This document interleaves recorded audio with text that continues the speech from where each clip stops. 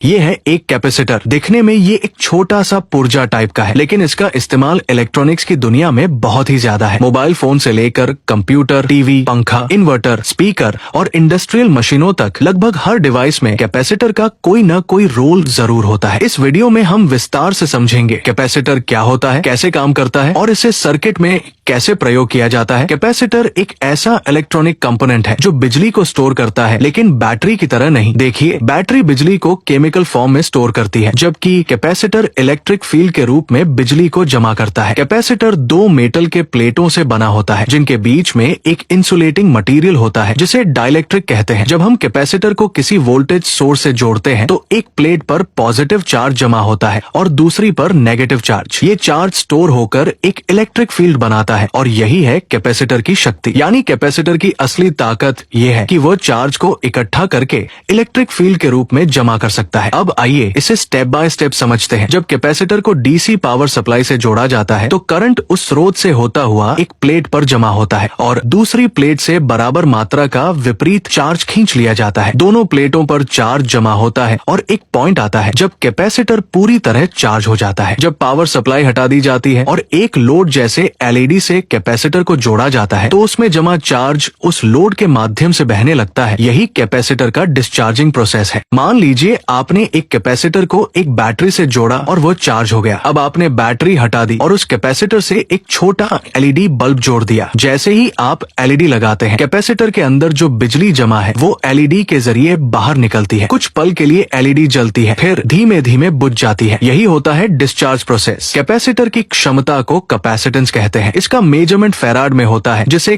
Capital F से दर्शाया जाता है। कैपेसिटेंस इस बात पर निर्भर करता है कि प्लेट का आकार कितना बड़ा है, उनके बीच की दूरी कितनी है और बीच का डाइलेक्ट्रिक मटेरियल कौन सा है। कैपेसिटेंस बराबर epsilon Guna divided by D होता है, जहां एप्सिलॉन डाइलेक्ट्रिक की परमिएबिलिटी है, ए प्लेट का एरिया है और डी प्लेटों के बीच की दूरी होती है। अब बात करते हैं कैपेसिटर के मेन टाइप्स के बारे में। सिरेमिक कैपेसिटर छोटा, हल्का, हाई फ्रीक्वेंसी के लिए यूज होता है। इलेक्ट्रोलाइटिक कैपेसिटर ये हाई वैल्यू पावर सर्किट में यूज होता है। फिल्म कैपेसिटर ये स्थिर और लंबे समय तक चलता है। सुपर कैपेसिटर इसमें बहुत ज्यादा कैपेसिटेंस होती है। जब किसी कैपेसिटर को डीसी वोल्टेज से जोड़ा जाता है तो वो शुरू में करंट को बहने देता है, लेकिन जैसे जैसे वो चार्ज होता है वो करंट को रोकने लगता है। एक बार पूरा चार्ज हो जाने के बाद डीसी करंट पूरी तरह बंद हो जाता है, लेकिन एसी करंट के साथ कैपेसिटर हमेशा करंट को फ्लो होने देता है, क्योंकि एसी सिग्नल लगातार बदलते रहते हैं, जिससे वो पूरी तरह चार्ज नहीं हो पाता। यही कारण है कि एसी सर्किट में कैपेसिटर करंट को पास करता है, लेकिन वोल्टेज को फेज में पीछे कर देता है। अब जानते हैं कैपेसिटर का क्या क्या उपयोग होता है। पहला, पावर सप्लाई स्टेबलाइज करना। दूसरा, एम्पलीफायर सर्किट में डीसी ब्लॉक करना। टाइमिंग सर्किट बनाना। मोटर स्टार्टिंग में उपयोग होता है। कैपेसिटिव टच स्क्रीन में यूज होता है और इलेक्ट्रिक एनर्जी स्टोरेज के लिए यूज होता है। कैपेसिटर को सर्किट में दो तरह से जोड़ा जा सकता है। सीरीज में, जहां कुल कैपेसिटेंस घटती है, और पैरेलल में, जहां कुल कैपेसिटेंस बढ़ती है। खराब कैपेसिटर का पता कैसे चलता है? वोल्टेज फ्लक्चुएशन, फूला हुआ कैपेसिटर, पावर रीसेट और नॉइज। इसकी जांच मल्टीमीटर से की जाती है। कैपेसिटर को सुरक्षित रखने के लिए जरूरी है कि वोल्टेज रेटिंग से ज्यादा वोल्टेज न दिया जाए। पोलराइज्ड कैपेसिटर को उल्टा न जोड़ा जाए। पोलराइज्ड कैपेसिटर मतलब जिसमें पॉजिटिव